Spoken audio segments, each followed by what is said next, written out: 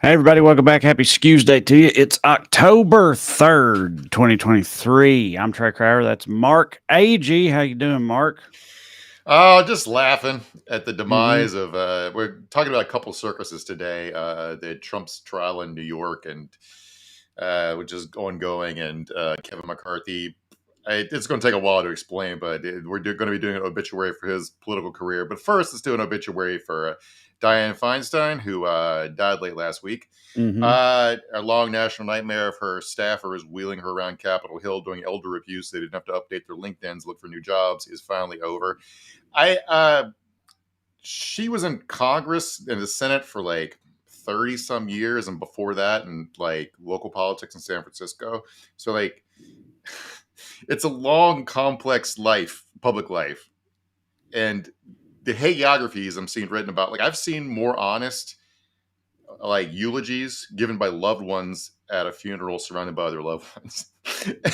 I'm not saying that like everything she did was bad, but you just want to walk through like a little bit of her legacy real quick, okay? Yeah. So she became mayor in San Francisco after Harvey Milk was assassinated. Mm-hmm. All right, she's the one who found his body, and that led to her like becoming like a passionate advocate for gun control.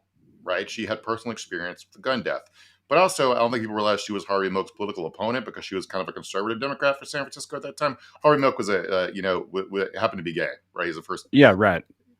If you guys don't aren't familiar with that, so like once she became mayor, like she vetoed same-sex benefits for like domestic partner benefits for city employees. This is in the middle of the AIDS crisis, and I imagine the health insurance could have come in handy for a lot of people. In the Senate, like when she was mayor, she repeatedly brought it up before. She repeatedly raised the Confederate flag over City Hall for reasons I don't know, and then had a guy In San prosecuted. Francisco? Yes, because Wow. she was trying to pivot to the center. She was trying to like be like get a national profile, and this is what you do. Like Gavin Newsom's doing it now. It's like just typical centrist dem bullshit. But like then one of her biggest career accomplishments is she pushed for like revealing CIA torture under the Bush administration. That's good, but also she had a personal beef with the CIA because they had hacked her emails. So it's not clear how much of that was the right thing. It was definitely the right thing to do, but how much of the motivation was the right thing versus like getting revenge on people that had personally fucked with her. She also was like a huge supporter of the NSA, so she wasn't against people reading our emails, just her emails. So like Yeah. I just like these people are in public service. They work for us. Right. You don't have to suck up to them, right? It's sort of like Right. yeah. And also just like the general political culture of this country, like you serve in politics in this country. If you want to get into politics in the first place at that level, the type of person that generally attracts for the most part. And then that person spends 30 years in politics in this country and the way it's all shifted and stuff like that. Like Mhm. it's going to be pretty spotty at the end of the day. Like the track record, I feel like that's kind of just Yeah. the nature of the game, and a lot of these people are not, you know, um, they're not angels, you know what I mean? But she They don't obviously she had a good they, run, and they don't have you to know, be. I don't expect anybody right, who came of political age and when Ronald Reagan was governor of California to be some flaming hippie. But as far as like our general political environment, like California is a very safe seat for a Democrat. You could elect like an right, honest to god progressive, as opposed to Dianne Feinstein, who like voted more conservatively than John Tester, who's a Democrat from Montana. So they just like they could have always just replaced her with somebody who was more comfortable like speaking for progressive causes and pulling the whole Senate to the left, right? To help more people. But Newsom appointed a woman by the name of Lafonza Butler to replace her. She's the first black lesbian in the Senate. He also bumblefucked that because it turns out she doesn't live in California anymore. She's a former political advisor for Kamala Harris, who has been living in Maryland for the past few years, working for Emily's List. I haven't heard anything bad about her. She seems very nice, and like Newsom had made this promise to appoint a black woman, which well and good because California probably has I don't know like 3 million black women, and every single one of them is probably smarter than Tommy Tuberville. Um, yeah, so low bar, but the yeah, Yeah, but like he also did the thing where he was trying to appoint someone to only serve out the rest of the term. So it was like I'm going to appoint a black woman, but immediately make her a token because she's going to be replaced in a year and a half when there's the next election. People are already running in the primary, right. so it's like it But was like just she could run, right? Like I mean, she could yeah. He attempt to changed his keep the mind. job. He changed his mind to not extract that promise. Maybe it's a handshake deal, which were to not interfere in the Okay. primary that's already ongoing. That maybe she just said she didn't even want to run for the full term. I don't know. I don't know what they're doing. But like, anyway, we got a maybe an honest to god left winger representing California, so that's the good. But I also want to mention another development with besides Dianne Feinstein, another dead gangster, Tupac Shakur. Yeah, what is going on with this? I saw that they finally they made an arrest in the Tupac murder case, and I didn't really read into it or whatever. I was like, well, that's wild. But you were in the group chat, you were saying like this dude has been around the case ever since it happened, and they've Yes, like he's written books about it, and it's like he's repeatedly they didn't confessed just to it. yeah, right, right. So what's happening? Why now? Sometimes following the news closely, you feel like you're being gaslit because people are pretending to discover things you've known for a long time. So, even the news, like the New York Times, let me read this sentence to you: the Friday arrest of Dwayne Keith Davis in connection with Shakur's killing is a step in solving one of hip hop's greatest tragedies and longest mysteries. It's never been a fucking mystery. It's a scandal. The cops couldn't solve it because they were worried about discovering police chicanery. We'll get to that in a second, right? But Oh. you asked me why now, and the closest thing I can find her to answer is Davis, who he goes by his street name's Keefy D. I'm just going to call him by his street name because it's the name he chose, and also it's more fun than saying Keith Davis. Yes, Keefy D. So Keefy D went on a YouTube show hosted by this personality named DJ Vlad and confessed to it over again. And I guess cops saw the YouTube video. He was promoting a book that's been out for a while he wrote called Compton Street Legend that he also confessed to providing the gun used in the shooting in. I think I mentioned they served a warrant on this case that turns out to have been Keefy D's house, and one of the things they confiscated was his book, which I looked it up, you can get it for $16 on Amazon or $9.99 for the Kindle. So they could have saved the warrant effort and the gas money and just fucking bought the book. And like this guy's been so well known as one of the the things we've known since 1996. Tupac was 7, yeah, whatever it was. Everybody was in Vegas for the Tyson fight. All right, Tupac and Suge Knight and a couple other guys jumped a bunch of rivals. Suge Knight was blood affiliated, so was Tupac by association. Keefy D and his nephew Orlando Baby Lane Anderson were Crips. Baby Lane and some of his boys had jumped in front of Tupac's outside of Death Row's offices and stolen a chain from him a few weeks earlier. So Tupac beating him up was retaliation for that. Yeah. They apparently, the story's always been, just went and got a gun and came back and found Tupac and shot him dead. All right. Very straightforward. So straightforward. Every true crime thing, like USA Network made a true crime series a few years back with Josh Duhamel in it, where they showed these guys doing the killing. You cannot libel a living person. So they convinced USA's lawyers this case was pretty buttoned up. Did the cops not watch the USA show? Also, Keefy D's had a killed Tupac section on his Wikipedia for his Wikipedia went up. Okay, but so I get that he went on YouTube but like I don't know, just the right or wrong cop saw that and they were like, okay, enough's enough. Like what's their motivation? They got some like scandal brewing or something. They're looking for like good PR or something like that. Like, hey, let's do a good thing and take the focus off of something else. Or it's been almost 30 years, so most of the cops who would have been involved in investigating at the time or been wrapped up in the Suge Knight's orbit or whatever have pensions. They're gone. That'd be my guess for why they're willing to solve it now. You got to remember how crazy LA was in the 90s. All right, right. Like people, you tie all these things together, like the OJ trial, Rodney King, OJ, Mark OJ, Furman, all that stuff, all the beatings and stuff. But no one trusted cops. And it wasn't just because they were racist, because there were literally Bloods and Crips in the LAPD, right? Like not like they were taking payoffs; they were doing that too. But I mean, they were jumped in gang members who then joined the police force because it's a sweet gig if you like cracking heads, right? And so a bunch of LAPD off-duty LAPD were working security for Death Row Records. They were hanging out there all the time. You would think of how a trial would go with all these cops in the orbit of these people who are both murderers and murder victims. All right. It just would not look good. Let me read this from this story. This is a story from 1997 after Biggie was killed. The cops seized a car they thought was used in the drive-by. And remember, pretending that nobody knows who killed Biggie is always also crazy too, because he was killed in front of 600 people at a party, right? And in LA traffic, a guy drove by and still was able to get away. So they impounded this car. They found in the garage of, wait for it, Keefe D. All right. What? You're right. The same guy? Yes. So the cops zeroed in on this guy as like, I don't know, the Forrest Gump of dead rappers. Nothing ever came of this. But let me read from this quote from the same story about the found a car in Keefe D's garage. Several law enforcement agents may have witnessed the slaying, including one off-duty Inglewood police officer working security for the rap star's entourage. The officer chased the assailant's vehicle after the shooting and helped escort members of the entourage to the hospital, but may have fled the scene without reporting his observations about the shooting to investigators. So, like, this all smells very weird. Why would an off-duty cop who's working, like, who's not doing anything wrong, working off-duty security at a high-profile fancy party, flee the scene of a murder? You know what I'm saying? And then, like, enter this LA cop by the name of Russell Poole, who's a fascinating guy. He worked on the Biggie task force. He talk about how shady everything around this looks. He was called in after he retired. He left the department to write books about how he became sort of a conspiracy theorist. He thought the police were involved in the murder of Biggie because he ran into nothing but like bureaucratic, like people throwing up roadblocks to try to. If he felt like people were trying to stop the case from being solved, he went in to talk about reopening as a cold case and died suddenly in the police station.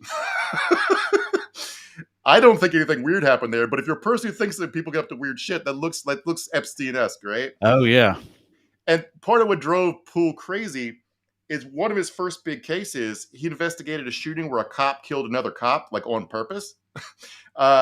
It's not really clear what happened. This guy named Frank Liga killed an officer named Kevin Gaines. That USA series depicted it as a road rage thing gone wrong while they were on duty. Another one knew the other one was a cop. They just one flashed a gun at the other, another one shot him. I don't know what the truth is. Liga got off. His self-defense claim held up, but after that, he was under investigation again after a pound of cocaine that he had booked into evidence went missing. It turns out another cop had stolen it to get Liga in trouble as revenge for the Gaines murder. So, one of the ways in which corruption costs. One reason I complain about police is not because I don't want them to solve crimes. This case could have been solved 30 years ago if they weren't afraid of being embarrassed coming out of the OJ case and the Rodney King beating and shit. But they did not want to find out because they're worried. Because you imagine if you're a good cop, say you're a major or a commander, a chief or whatever, and you want things to go well, and you're seeing all these things happen, and you're like, a cop killed another cop. We're investigating this one guy for two different rappers. None of them are connected. The cops apparently believed in a conspiracy theory that Puff Daddy paid that both of them murdered or whatever. And you're like, remember the end of Burn After Reading when J.K. Simmons' character is like, well, what do we learn? I guess you learn not to do it again. Fuck if I know what we did. Yeah, that's essentially LAPD's response to all this shit going on. Anyway, this is why I want honest policing so they can actually solve cases. Tupac's now been dead longer than he's been alive, and they finally got arrested around a guy who confessed to it on Wikipedia. So there we go. So, but just to backtrack a little bit, that same guy though, Keefe D, also was involved with Biggie's death. I don't think so. But he had a car that they thought was involved. The car used in the drive-by shooting that killed Biggie. Oh, okay, but it wasn't proved to be the case. No, the best case scenario is somebody paid a hitman that used to be in the Nation of Islam is the best working theory. I don't know. It's 30 years ago. It's like I don't even know what comes of putting Keefe D in prison at this point. He's 60 years old. So whatever. Justice for Tupac, I guess. Yeah. Papaw called Keefe D is wild. Like people used to always, like predict that one day. You know what I mean? Like in the 90s and the rap game and all this. Like we're gonna have Papaws one day bumping nothing but a G thing and stuff like that, or being referred to as Keefe D. So we're getting there. Of course, where I'm from, there's Papaws called cornbread and Scooter and things like that. So they were playing Ice Cube as a bump out music for Monday Night Football last night, buddy. It's already happened. Yeah, well, I remember during and I know we need to move on, but like in the Super Bowl when Dre and Snoop and Eminem and then did that whole thing, I saw somebody tweet. It was like, It's like, why is that for the Super Bowl every year? They always pick like some, old legendary act. You know what I mean? Like the Stones or Prince or like Red Hot Chili Peppers or something for old people. Why don't they get something for young people? It's like, oh, Dre and Snoop's like, oh, great, finally. It's, oh shit, no, like Yeah, Dre's we're first just act, a old world now. class wrecking crew. They've been around. They started DJing in the '70s. So yeah. Yeah.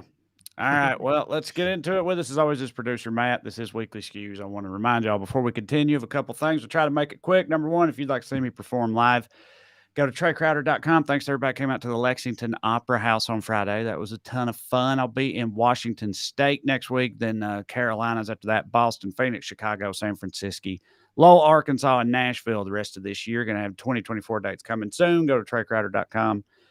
Come and see me. Number two, me and Corey's book around here and over yonder is available now. People are digging it. It's very funny. It's a travel guide. It's a laugh riot, some are saying. Some smart people are saying. I don't know if you've heard, but you can get that at TreyCrowder.com too, or just wherever you get books at. There's also an audiobook version, which we read. Very fun. And then lastly, if you enjoy this program and would like to show your support, you can do so by signing up on Patreon. You go to weeklyskews.com/more or go on Patreon and look me up. Either way works. $5 a month gets you access to full-length bonus episodes. We're going to record another one later this week. We do 2 a month, cover things we don't get to, things that come up in between Skews days, just stuff we want to talk about. It's a lot of fun. You get extra material and support the show in the process. So, yeah, check it out. Sign up on there. Get some more Skews in your life. Now, as for the show tonight, we are talking about the first, well, I guess I don't know if it is the first, one of the very many of Trump's big days in court he's going to have coming up over the coming years. This one is a $250 million fraud case in New York. They're aiming to take everything from him and kick him out of the storied city. We'll see how that's going. Then later, of course, Kevin McCarthy, you may have heard, had his face eaten by the Leopards Eating Faces party, which he previously was one of the chairs of. Shocked Pikachu face, everybody. We'll break down what the hell happened there and what's going to happen in the future. But first, the Daily Dumbass. Matt, graphic. Tonight's DD. Trump again for not also being afraid of sharks with electric powers. What? This is better than the whale thing from last week. Down, and that boat's going down, and I'm on top of a battery. And the water starts flooding in. I'm getting concerned. But then I look 10 yards to my left, and there's a shark over there. So I have a choice of electrocution or shark. You know what I'm going to take? Electrocution. I will take electrocution every single time. Do we agree? All right. So I will take electrocution. Wouldn't everyone take electrocution or be eaten by a shark? Mark, you don't think you could take a shark? I think you could whoop a shark's ass. They say you punch him in. Yeah, so everybody knows. We've all heard that. It's funny that there are things out there like that like it seems like everyone has heard that no one is ever going to need to use for the most part, and that's one of them. It's like punch a every American knows, every American male at least knows, punch a shark in the nose, you got a chance. But Americans by and large are terrible at like risk evaluation. Like we'll worry about we'll carry a gun into a Walmart and know where all the exits are, but not eat broccoli. yeah, right. But okay, so what's he actually talking about here? Does anybody know? Oh, they've zeroed in context of the writer's strike and the Green New Deal. The auto worker strike and the Green New Deal stuff. They've zeroed on the real target, the real problem being electric vehicles, which he's pivoted in his brain, talking about how he wouldn't want to ride an electric boat because if it sinks, he's talked about this repeatedly. He's afraid if the boat sinks, she'll get electrocuted, which is not true. So that's what he's talking about. It's just okay, we're talking about, but he made it about boats, but in terms of electric cars, people talk about they're like, oh, they explode, or what if they take over and ride off a bridge and all this stuff. And it's like, you have a much greater chance of just getting killed than your regular ass car or truck anytime you're on the road, right? Like just driving in traffic, like they'll drive every day. Like driving itself isn't dangerous, but you can't drive a battery powered car because zip zap. Common hippie stuff or whatever. Yeah. So, if you drive into a river, you're gonna get the electric chair. If you drive into a river, you're very likely fucked either way. You know what I mean? That's the other thing too. Like don't drive into rivers. Don't drive off bridges. I don't care if you got a battery in the car or not. Anyway. Talk about being bad at risk analysis. One of my wife's big nightmares is like driving into a river and then drowning. Yeah. So she got a thing on your keychain that I guess if you press against a car window, it's spring loaded to break the window so you can get out. We live in Los Angeles. No rivers. Yeah. No The rivers. Los Angeles River is this big. It's a Yeah. puddle driving in the middle of like a big culvert or whatever. It's famous for how tiny it is, in fact. Yeah. If you've seen Terminator 2, the big chase scene with the big rig is through the LA That's River. the LA It's River. it's a concrete aqueduct. All right. So, so let's talk about Trump's legal issues for a second, because his trial started yesterday in New York for this civil trial over the fraud case being brought by the New York Attorney General. And it's an absolute fucking circus. The judge already ruled last week for summary judgment on like the big count. Now they're just haggling over what the penalty is going to be, basically. He's been showing up to court, even though he didn't have to, which seems weird, unless you know the fact that he's supposed to be doing a 2-day deposition. He skipped 2 days of deposition in his case against his ex-lawyer Michael Cohen. He used this as an excuse to get out of doing a deposition. So it's so wild with all the court, like the former president has so many different like various court proceedings going on that he's like using one of them to get out of others. It's like you said, can't go to your prison if I'm in another prison. Yeah, you right. think, Trey? Yeah. So what this is about is doing like inflating like numbers related to his various real estate properties to get like better loans and better terms from banks. Like for example, his like Trump Tower penthouse is 10,000 square feet, which is pretty big and sounds awesome. But he said it was 30,000 square feet, and that's just a thing you can measure. You can't really lie about. And he was doing this according to all the court documents, testimony from his former employees, because he wanted to get on the Forbes list. He just wanted to be on a list of cool rich people. Yeah, so like he lied about all this stuff. Very, very. And just the fact that he would lie about, I mean, he lied about anything to make himself sound like he hits harder. Like, I get that he's doing it for an actual result, more money from a bank or whatever, but it's also just perfectly in keeping with his character just to do that anyway, Yeah. Yeah. And he, so it's also really weird stuff. Like, according to tax estimates, Mar-a-Lago is worth $18 million, or was a few years ago, which sounds low to me, but yeah, it's also like subject to various land use like restrictions, like zoning laws. Like you couldn't just turn it into a resort, because he's to lower his tax bill. He's done stuff like declared a private club, not a personal residence. So he's just living at a club that he technically doesn't own or some shit. So I don't know. Anyway, he says it's worth $1 billion, which is not worth $1 billion, but it's also probably worth more than 18 million. But if you can't build on a property, it just is what it is. It might be 18 million, right? Anyway, he says it's worth $1 billion because, let me quote here from his testimony. He said that he could, it's worth whatever he wants to be worth, because he could, quote, find a buyer from Saudi Arabia to pay any price he suggests, which is not the defense you think it is, buddy. Right. He's essentially saying, I can go get a bribe, so of course it's worth $1 billion. Right. He posted a sketch of him sitting in court next to Jesus, which is like so funny. Yeah, if you got the picture, it's pretty. Yeah, wild put it up there, Max. It doesn't even look like Jesus. It looks like Dave Mustaine or something from Megadeth. But which is kind of weird, because this actually is a more faithful representation of Trump than these people usually do. Like I'm assuming this is one of his MAGA lunatics who made this. Obviously, it's like added to the pantheon of Trump being a fucking savior rock star or whatever that they love to picture him as. But usually in these, he's like shredded, you know what I mean? Or sort of holding an AK-47 or something. That actually kind of looks like him. So then it's funny that they bumbled the Jesus part. But got to have white Jesus, Mark. You can't have like period accurate Jesus. White Jesus but must for this piece. But Jesus died at 33, and that looks like Jesus at 46. So I'm also very confused about it. Well, he's been aged by what his his champion is having to go through here. All right. Yeah. Dude, Trump's like, I'm just like Jesus, and he really thinks that.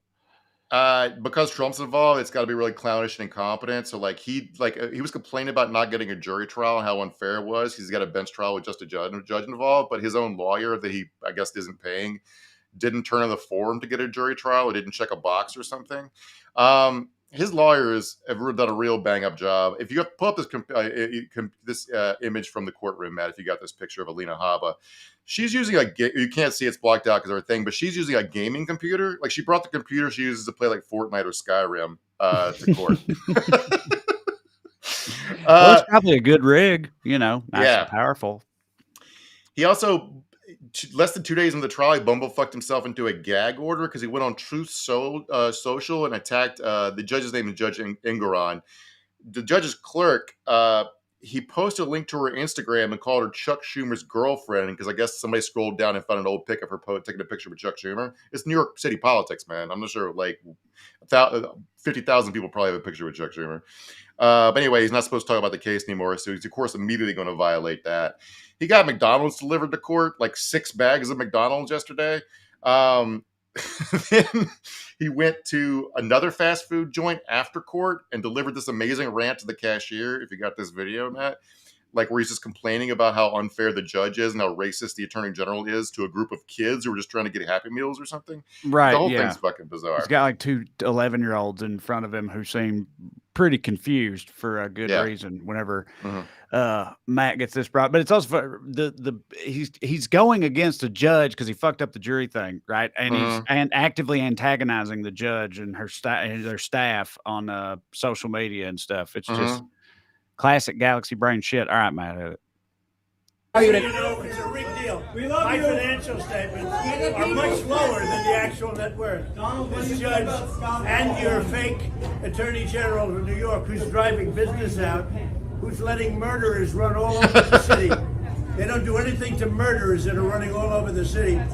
The attorney general. Oh, that kid just sort of checks out right there. Yeah. All right, go ahead, Matt. So, like, I just this feels like real death of empire kind of shit. I do want to say one of the reasons I want to talk about this is like it feels like our institutions are finally standing up for themselves. Like for one, Joe Biden gave a pretty good speech over the weekend where he talked about the need to save democracy and why democracy is important, which is feels dumb to say. I need to say out loud, but I guess a lot of people have forgotten because they've only lived under a democracy. But he for the first time he used Trump's name directly as a threat to democracy. So it seems like he's getting into campaign mode, which is good. Do you remember last week he talked about how Trump threatened Mark Milley's life? Yeah. Okay, well, turns out that was because of a misunderstanding. He threatened the wrong guy's life. So what happened was CNN called him up and said they had confirmation on the record from one of his former close advisors that all the stuff he was rumored to have said about not wanting to have disabled veterans in his eye line or say going to visit a cemetery for American troops in France, like he didn't want to go because they were all fucking losers. Losers, they're losers. They gross him out. Yeah, like he prefers guys that don't get captured, all that shit. Yeah, so hates the troops. So they called up Trump and said, we have somebody on the record saying they can confirm you said all this stuff. And he goes like, he runs through his head, who heard me say all that stuff? He goes, Mark Milley, I'm going to kill him. And then, so it's like a weird confirmation as a denial. And he said it all. Right. Yeah. Because it turns out it was John Kelly, his longest serving chief of staff, is of course a former Marine general. And so John Kelly just went on the record because he was so offended by Trump threatening Mark Milley's life after it was actually him that confirmed this. And he said, here's him on Trump. He called Trump a person that is nothing but contempt for our democratic institutions, our Constitution, and the rule of law. There is nothing more that can be said. God help us. And after reading Kelly's remarks, this retired Army Major General named Paul Eaton, who's a key advocate for veteran voting, a really big dude in those circles, released a video he recorded 2 years ago when he first heard these stories, where he said, who could vote for this traitor Trump? And he urged veterans to vote Democratic because our country's honor depends on it.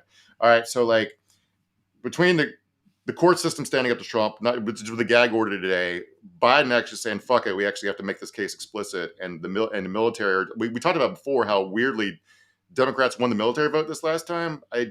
This feels like, okay, maybe people are figuring out how dangerous this maniac. Well, they've only continued to like antagonize him further since then. You know what I mean? Like we talked about, I don't remember if it's a Patreon episode or a main episode, but like and I made a video about it, but like they're always insulting the troops and talking about how queer and woke they are and stuff and all the shit with Tuberville and everything and all that stuff with Trump. It's like they're like actively, but that's what they do. We talked about that a ton too. It's like they just take turns adding more demographics of Americans to the list of people that they actively antagonize just in service of their one very narrowly defined base that they have. And it just seems I don't understand why they don't understand that that's not a good long-term strategy generally. Yeah.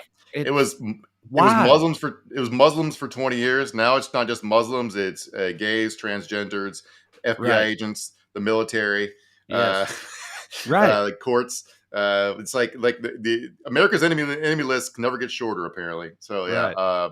we're running way behind. You want to skip the rest of this last small dumbasses and just get into the Kevin McCarthy stuff because it's a lot. Yes, but I just want to say very quickly that apparently, just summarizing one of them, so Trump called Nikki Haley a bird brain, and then the next day she woke up and outside of her hotel room, the Trump campaign had put a bird cage outside of it. So I just thought that was funny with a note that says "From Trump campaign" on it. Yeah. It's like, hey, did you hear what he said about you? Yeah. It's Good, clowns all the way down. Let's talk Yeah. about one of the senior clowns who's still in government, sort of, even though he lost his main gig. Kevin McCarthy. Play this video, Yeah. Matt. The yeas are 216. The nays are 210. The resolution is adopted. Without objection, the motion to reconsider is laid on the table. The office of Speaker of the House of the United States House of Representatives is hereby declared vacant. All right. So what we predicted was going to happen. I thought it would happen way sooner, honestly, back when Kevin McCarthy made his deal to become speaker, which allowed one person to make a motion to vacate. Right. So Matt Gaetz made the motion, which we always figured was going to happen. We even talked about it a couple weeks ago, how he was preparing to do it. He did it. 8 Republican votes combined with every Democratic vote ousted fucking Kevin McCarthy. We'll get to the reasons why in a minute. In case you're wondering, so the final vote was 216-210. 8 Republicans that joined the Democrats are Kevin Buck, Andy Biggs, Tim Burchett, your boy from Tennessee, Yeah. somebody named Crane, I don't know, Matt Gaetz, somebody named Good, Nancy Mace, and somebody named Rosendale. Ken Buck is an interesting player here because he's been one of the lunatic members of the Freedom Caucus for a long time. Has sort of emerged as a sane elder statesman in this context. Here he is over the weekend talking about why there's so much dysfunction in the House. He laid the source at McCarthy's feet a few months ago.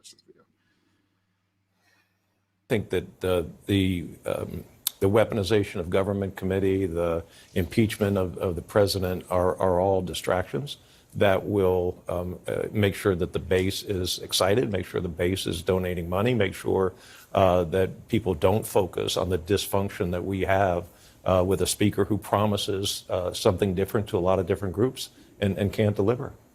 Right. So that's the same case for impeaching McCarthy. He's a lying sack of shit, and no one can take him at his word. Nobody ever knows what's going on. All right.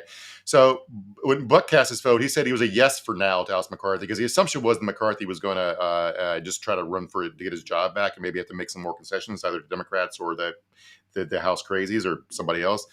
Boebert said she was a no for now. But anyway, McCarthy took it off the table because he just announced right before we went on that he's not going to run for the speaker's office again. He quoted Lou Gehrig, "I am the luckiest man alive, luckiest man in the world" speech, which is like Lou Gehrig was coming into the acceptance stage of grief about his own life because he was dying of a disease so rare it was named after himself. Exactly. Kevin McCarthy was bad at his job and got fired from it. Right. Because also the context of Lou Gehrig saying, like you said, he got a truly horrific disease that is so rare it's named for him. So and so what made that quote so special was him like recognizing how blessed he had been otherwise, right? He's standing in front of all the fans and stuff, and he's like, you know, I know how it looks, but you know what? I've had a fucking great run and I couldn't have asked for any more, and I'm a truly lucky man. It's like, I don't feel like that applies to Kevin McCarthy in this case. It's, you know, also, first of all, you're not dying horrifically, but also your legacy is not quite Lou Gehrig's, buddy. I've also seen people like trying to just random people on Twitter, but like trying to like spin this against the Democrats somehow. It's like, oh, they're like working with, you know, the lunatic caucus on this or whatnot. Like it's like the Democrats' responsibility to not allow the Republicans to tear themselves apart. Like, why wouldn't they do that? Of course, that's what they should do. You know, like it's not their fault that the Republicans can't keep their house in order, keep their shit together, you know? Okay, there's 435 people in Congress. None of them, including Kevin McCarthy, trust Kevin McCarthy. You have 3 basic voting blocks. You got Democrats who don't trust Kevin McCarthy to stick to deals he made. You got the 8 crazies who voted to oust him, or 7 crazies plus Ken Buck who voted to oust him because they can't trust him, the commitments he made to them. Then you got the rest of the Republican caucus who doesn't trust him at all also, but just doesn't have a better idea. Right. Nobody wants Kevin McCarthy except for Kevin McCarthy. So like, anyway, the House adjourned. They're coming back next Tuesday. I guess they're doing a week cooling off period, and they'll come back and try to figure out how the fuck they're going to be a government institution. But so Speaker of the House is third in line of the presidency, right? So if like Air Force One flew into Air Force Two tonight, who do you think would be president if Biden and Kamala were dead? Oh yeah, I don't know. They got to have like an interim, right? Like an automatic interim or something. Fourth in line of succession, right before the Secretary of State, is the President Pro Tem of the Senate, who is currently Patty Murray, the senator from Washington. So get ready for Commander-in-Chief Patty Murray, guys. So this came after a very long, stupid weekend, which is the final nail in Kevin McCarthy's coffin. We don't need to play this next video, Matt. So they did manage to fund the government over the weekend they passed a continuing resolution to fund the government for 45 more days. We have to do this all over again. Continuing resolution omits any funding for any more funding for Ukraine. It was extremely dumb. Republicans tried to rush a continuing resolution through before people could read it. So Democrats are trying to delay so they could read the actual bill. In the middle of all this, Jamal Bowman pulled a fire alarm that like everyone lost their mind about, even though there was nobody's story about pulling the fire alarm made any sort of sense. Like their idea that he did it to delay the vote doesn't make any sense because it was in a different building than the Capitol. No one could even hear it in the Capitol. You would not need to evacuate the Capitol for that. He says he was trying to take a shortcut through a door that's usually open. That's what set off the fire alarm. The sounds were confusing. I don't know. I don't know about that. I mean, I'd read like, oh, they only gave him 15 minutes to read it. So he was trying to, delay it for that reason because this was bullshit or whatnot. I didn't know it was in a whole different building though. But I mean, dude, we've all seen those fire alarms. We all know what those look like. Like, like my 10-year-old knows better and he's known better since he was 6 than to fucking pull those. They're big and red and say fire on them. Like, Jamal Bowman used to be a high school principal. He's presumably suspended kids for pulling a fire alarm. The whole thing is just so fucking dumb. Republican Congressman Troy Niels tweeted a picture of himself holding up handcuffs like he was going to arrest Jamal Bowman. He did used to be a cop, but he was fired as a cop in Texas for destruction of evidence in 1998. Yeah. So makes sense. Hard. He is now in Congress. You know what I mean? It checks out. Nobody's theory really makes any sense here. I saw a picture of the sign. It did look a little confusing. It said, if you push this button, the door will open in 30 seconds. I don't know. Everybody's full of shit here. It didn't matter because it didn't make any. He voted for the bill. He wasn't trying to delay passage of it. They got 400 votes.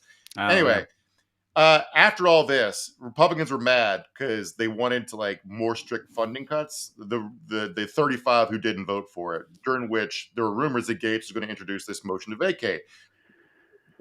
Over the weekend, Kevin McCarthy tweeted this. You got this image, Matt. It said, "Bring it on." Guess what, Kevin? Right. It has been brought on. Yeah, they did in fact bring it on after that. That's famous news graphic of the 911 call. You stab me. Stab me. Quote from man stabbed. Yes. Yeah. I love a good quote from man stabbed moment, and this one certainly qualifies. But like people, I've seen a lot of people, a lot of like the lunatic contingent, like the caucus's base. They're thrilled about this dude. They're like, now we see now who's actually got balls in the party, and they're talking about 8 people, and then they're talking, we got to get rid of all these other 216. We got to get them out, because we see who the real patriots are and that type of thing. And it's like, what? For what? Like, what did they do?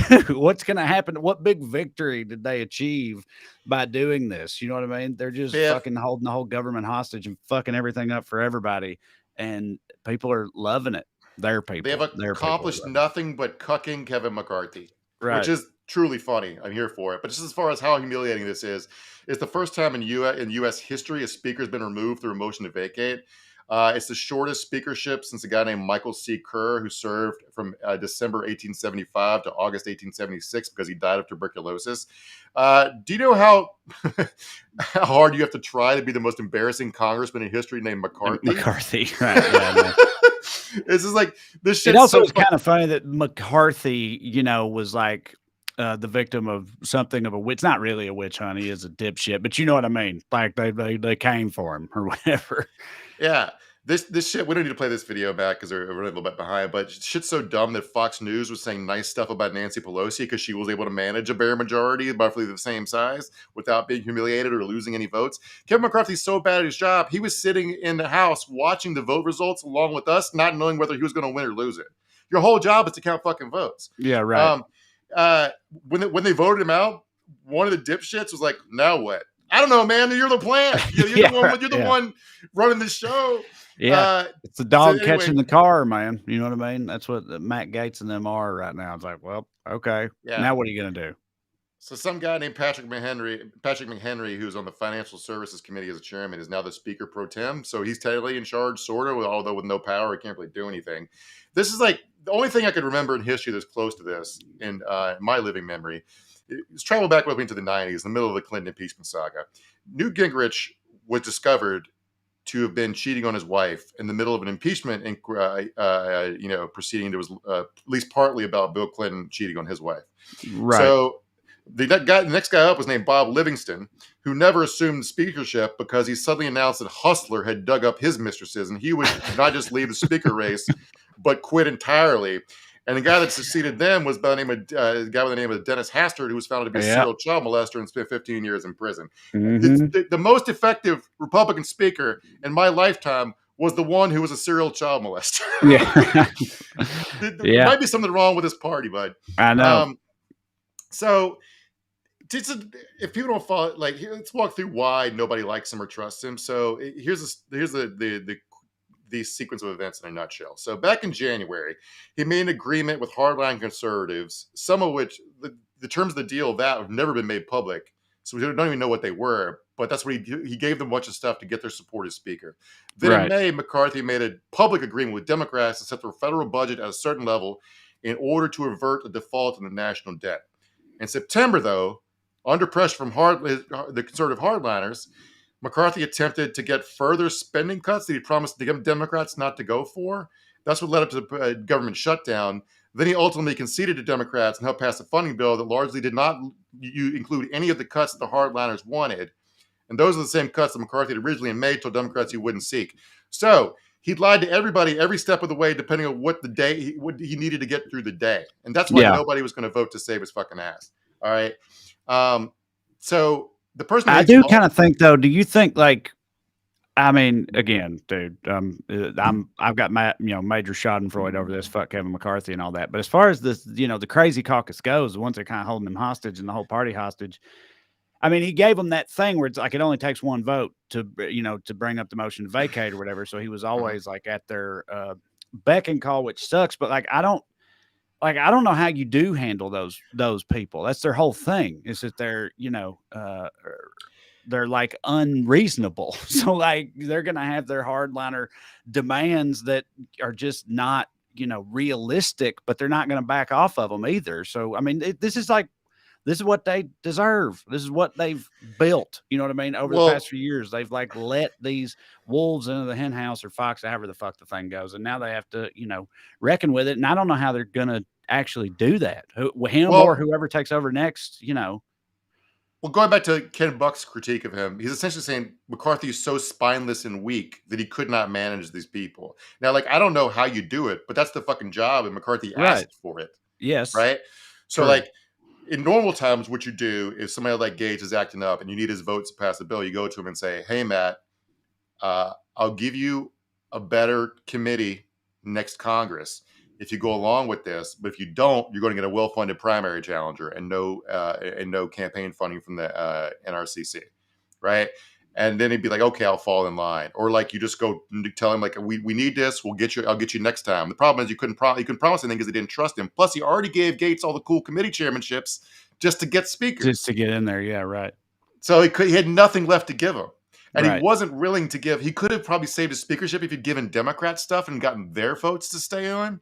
But he didn't want to give because he thought that he correctly understood that would be seen by Fox News as being a traitor for giving up whatever he gave Democrats to save himself. And that's why his big speech to the congressional caucus, he was saying that's why he's a big hero, because he did negotiate with Democrats. All right. Mm-hmm. Anyway, Matt Gaetz is the real driving force, as we talked about here. Like, Gaetz' beef with him largely is personal because Kevin McCarthy didn't defend him enough when he was accused of being a sex criminal. So, but like, this is how weak of a speaker McCarthy was. He was deposed by like a Nepo baby with a balloon head and a fake ID machine for underage girls. There's nothing he could do to stop it. But everyone's really mad at Matt Gaetz over this because this is a total self-inflicted wound led by one asshole. John Cornyn called efforts to oust McCarthy disgraceful and compared them to terrorist attacks. This congressman from New York named Anthony D'Esposito, leaving McCarthy's ass last night, said the meeting went well, and the consensus is that Matt Gaetz is an asshole. And here's a video Chip Roy posted this evening, essentially challenging Matt Gaetz to a fight. Yeah, parking lot, 6 p.m. Yeah. Come at me and call me a rhino, you can kiss my ass. Look, I've spent a lifetime fighting for limited government conservatism. I have laid it all on the line. I've not seen my family but for 2 days in the last 30 days. You go around talking your big game and you thumping your chest on Twitter. Yeah, come to my office and come have a debate, mother. You know why? Because I'm standing up for this country every single day. He said motherfucker, but bleeped in his own video for reasons I can't really understand. So as far as what happens next, I don't know if anyone knows. Like, I thought McCarthy would just get his job back, and it was probably the most likely outcome because I don't know who's left, who wants it, and both could get the votes. I'm guessing Steve Scalise. But, like, he could have just either given some token, like, concessions to Democrats, like a few more committee members or something, or just sit through 25 rounds of voting until someone murders Matt Gaetz. Both of those are better plans than whatever it is he was going to do. Like, part of the reason the galaxy brain centrists are blaming Democrats for this, because the majority of votes did come from Democrats, but you don't have to, like, they don't want Kevin McCarthy to be speaker. You can just vote your conscience here. Like, Right. Nothing's in your control. And any of those Republicans could choose to caucus with Democrats, Right. make Hakeem Jeffries the speaker, and everything will be roughly normal. You can still vote the way you want to on bills. Hakeem Jeffries would have to give you, concessions to get on what bills come to the floor. Because if you don't vote for them, Democratic votes don't have to pass them. That's what kills me about this whole thing is like, I know this just is not the way it works in America, especially right now. But like, I watch all this and I'm like, you'd think, again, some of these more moderate Republicans that still somehow exist, the rhinos, as Gates and them would call them, that are in the Congress, like, would have an opportunity. And I know that, like, Hakeem Jeffries, like today or yesterday, like he like called for this from them, but like they have an opportunity to, like you said, like actually work with the Democrats just a little bit, just to make some shit happen after everybody has seen what it looks like, what this looks like, and how embarrassing and humiliating it all should be, and how like circus like it all is. And then to turn around and actually accomplish some shit for a while and return some semblance of sanity to the House of Representatives, I would think would be like a good move. But I know that they're like, well, we can't do that. We can't. It's like, except McCarthy's like claiming himself to be a hero because he did not work with Democrats. It's like, that's a death sentence. Reaching across the aisle is a fucking death sentence now. And that's a real bummer. I thought for a little bit when they're kicking around this power sharing idea, which I'll explain in a minute, but like I thought we were going to get like my dream of a parliamentarian system for a second. It's like, are we going to have like 5 parties and a coalition government? Fuck yeah. Let's do this. So, because we were kicking around the idea of like Democrats vote for McCarthy and in exchange get a few committee chairmanships or maybe a few more members on committees or something. So like, essentially, that McHenry guy, who's now the Speaker pro tem in the House, like blamed Democrats for voting to oust McCarthy instead of like trying to get one of those deals. You have a Republican saying, "Just vote to save McCarthy."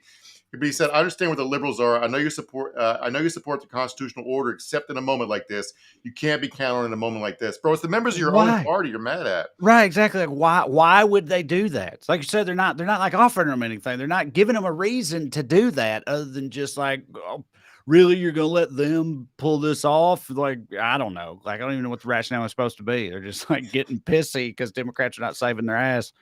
Yeah. But to what end? Why would they? What reason do they have for doing it?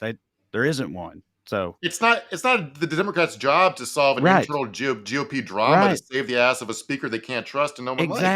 Exactly. Yes. Plus, McCarthy's done stuff like keep Adam Schiff, Eric Swalwell, and Ilhan Omar off committees for completely bullshit partisan reasons.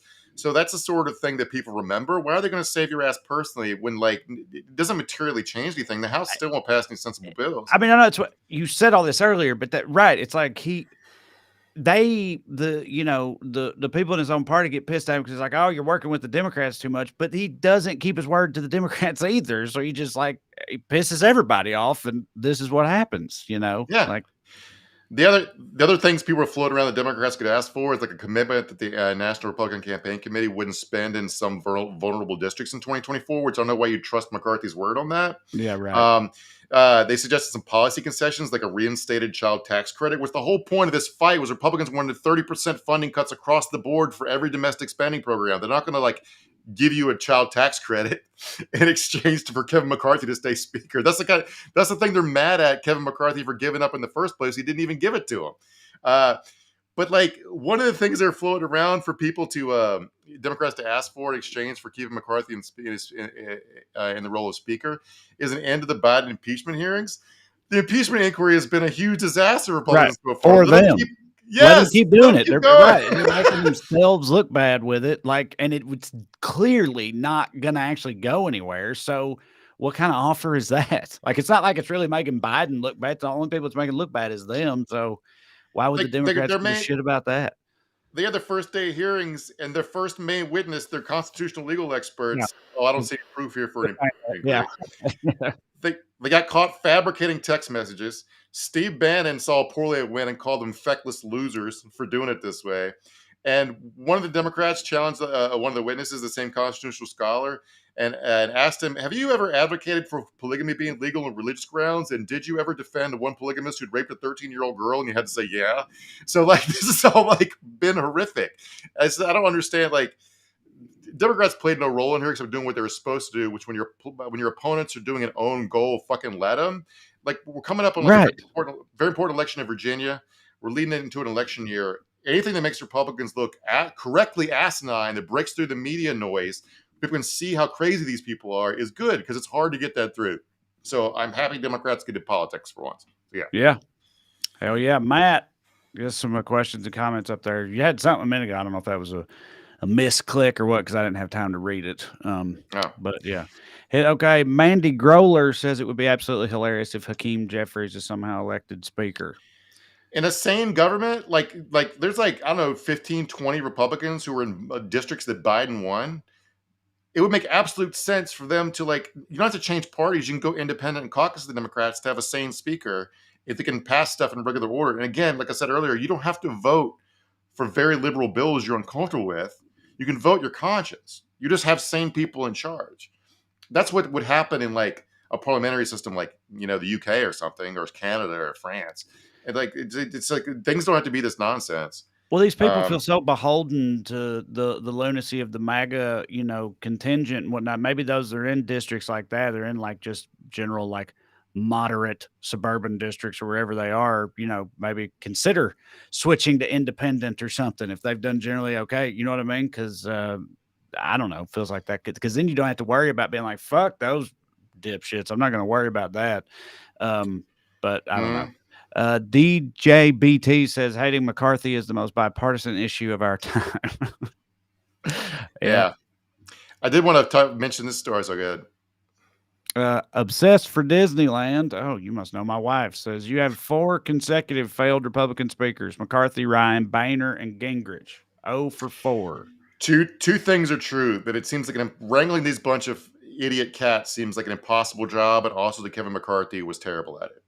Mm-hmm. Right.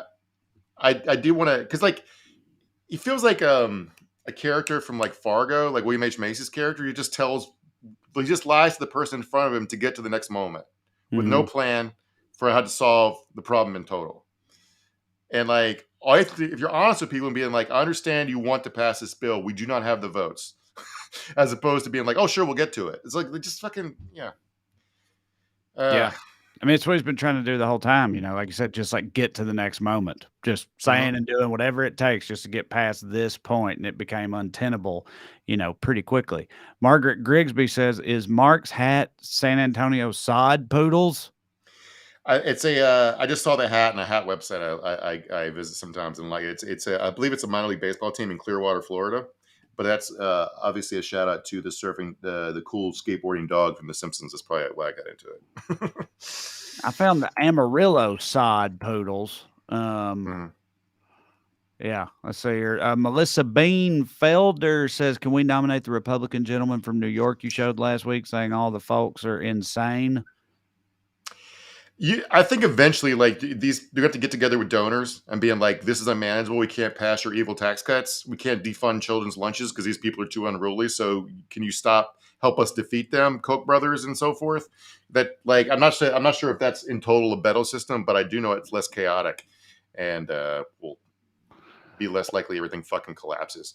Yeah, right. Yeah, Margaret Gregory says, "Oh yeah, Amarillo, my bad. Yeah, that's a side poodles. It looks like a different thing that Mark's got going on there. But yeah, we've talked before about how like you would think that some of those puppet master types, the big business, small government types, who just want their taxes to be as low as possible and all that shit, like that you would think they could not be super on board with all this fucking abject lunacy that's going on with like their chosen party. You know what I mean? It's like, no, we want everything to keep running because we want to keep making money. We're not trying to fucking tear everything apart.